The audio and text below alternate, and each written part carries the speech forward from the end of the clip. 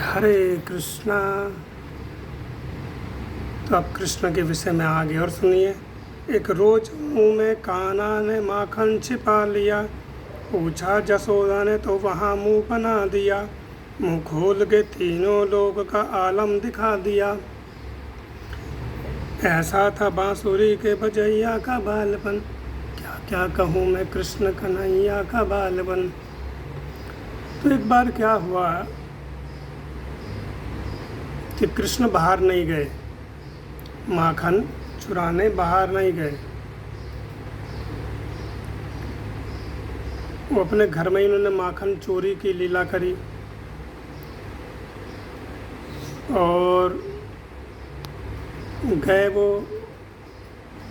संग्रहालय में, यानी कि स्टोर घर में, जहाँ माखन दूध दही का संग्रह किया जाता था,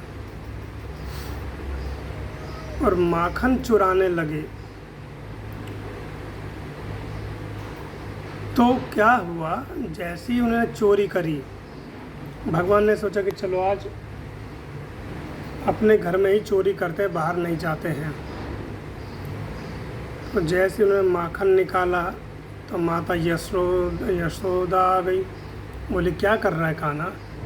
अब कृष्ण ने सोचा कि भाई हम पकड़े गए तो कुछ तो बहाना बनाना है।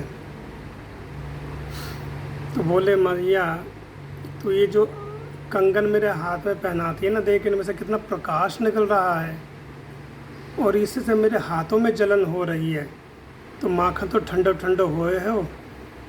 तो मैंने सोची कि इसी में हाथ डाल लूँगा और थोड़ी देर हाथ इसमें रखूँगा तो मेरे हाथ की जो जलन है वो क्या है, कम हो जाएगी। तो माता यशोदा ने कहा ठीक है, कोई नहीं। तो कृष्ण ने बड़ी जोर की श्वास ली कि आज तो बच गए। अपने घर में तो पहली बार हम चोरी करने को जाए और वहाँ पर ही दाब लियो मैया ने। फिर क्या है कि दूसरे दिन माखन खाया, और माखन खाया तो मैया ने पूछा तेने माखन खाया हो, तो मुंह बना दिया, जैसे छोटे छोटे बच्चे होते हैं मुंह बना देते हैं। और भगवान वहाँ से बाहर चले गए। तो बाहर जा कर के क्या किया, उन्होंने सोचा कि भाई मैया तो अच्छे ढंग से मुझे माखन भी नहीं खाने दे रही, गोपियों के यहाँ तो मैं जी भर करके खाता था, तो क्या करूँ, चलो कुछ लीला करता हूँ। तो भगवान ने थोड़ी सी ब्रज रज खाई।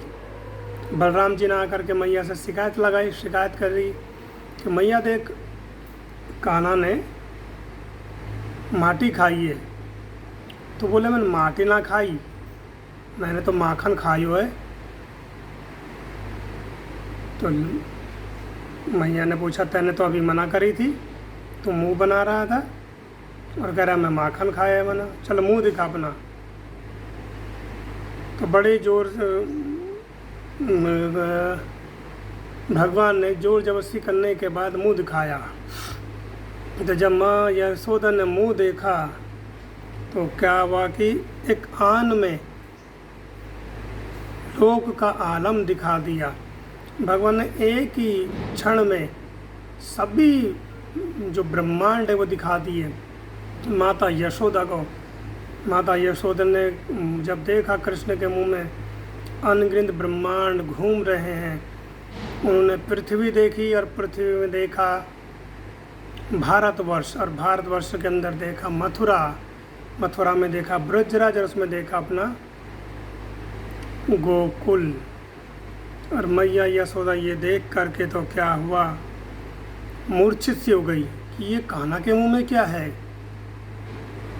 तो भगवान ने तुरंत अपनी लीला समेट ली और मैया को बोले मैया क्या हो गया तेरे को मैया। भगवान के कर कमलों का स्पर्श पा करके माँ यशोदा मैया वो सब कुछ भूल गई।